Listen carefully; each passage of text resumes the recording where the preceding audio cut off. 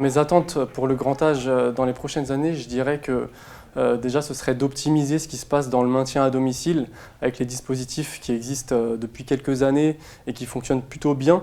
Donc il faudrait pérenniser et optimiser tout ça, surtout en faisant en sorte qu'il y ait des professionnels qui soient qualifiés et suffisamment en nombre. Ça va être important parce que les intervenants à domicile sont souvent un peu les premiers contacts, les premières relations que les personnes, les familles vont avoir. Et en fonction de cette relation-là, si ça se passe bien, le reste derrière, ce qui va découler dans le parcours, ça va bien se passer. Il y a beaucoup d'enfants, mais de plus en plus de personnes âgées. Donc si on arrive à mixer tout le monde dans des endroits communs et à créer des moments de convivialité commune, ça peut faire évoluer la société que vers du positif finalement.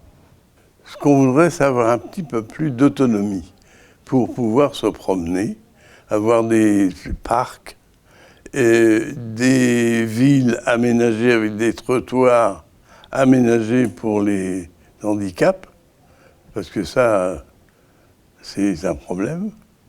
Et puis, le personnel qui est d'une amabilité formidable, mais malheureusement, il y en a peu, parce qu'ils sont mal payés.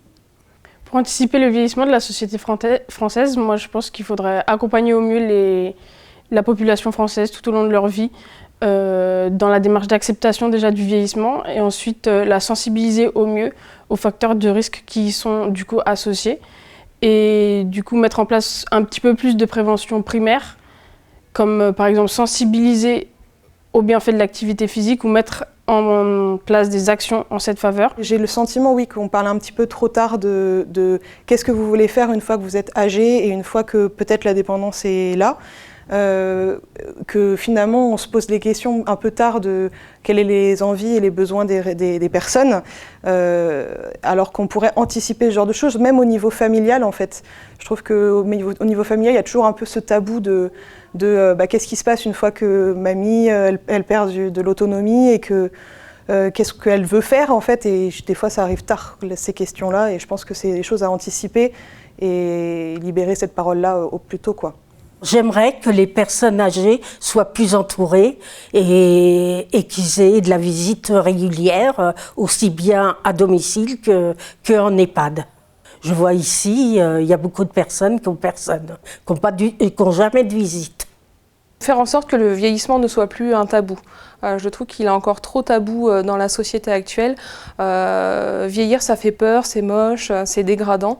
Et justement, il faut enlever un petit peu ce regard-là.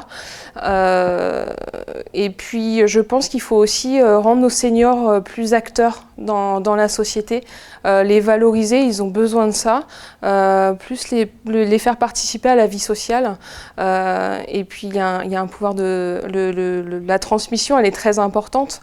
Transmettre aux plus jeunes, je pense qu'il y a pas mal d'activités intergénérationnelles à mettre en place et qui mettront en avant justement nos seniors. Il faut que ça change parce que déjà aujourd'hui on travaille de plus en plus tard, donc bon, voilà, mais bon, il faut laisser aussi la place aux jeunes. Par contre, oui, il faut que ça change. Ce n'est pas parce qu'on est âgé qu'on ne sert plus à rien. Bien au contraire, on a énormément de choses à transmettre, énormément de choses à donner et énormément encore de temps pour vivre devant nous. Hein. Donc on vit de plus en plus vieux. Donc il est primordial, à mon sens, de redonner une place véritable et vraiment importante au sein de cette société à nos aînés. Le vieillissement et l'écologie ont une certaine cohérence et certains parallélismes dans le sens où ça va être des questions qui sont un petit peu abstraites malgré qu'elles soient concrètes. Donc on imagine tout le temps le fait que ça va venir plus tard, donc c'est pas un problème immédiat, sauf que généralement quand on en prend conscience, c'est qu'il est trop tard, enfin c'est jamais trop tard, mais c'est pas, comment dire, on se retrouve souvent dans une position un peu plus délicate qu'on va regretter plus tard justement.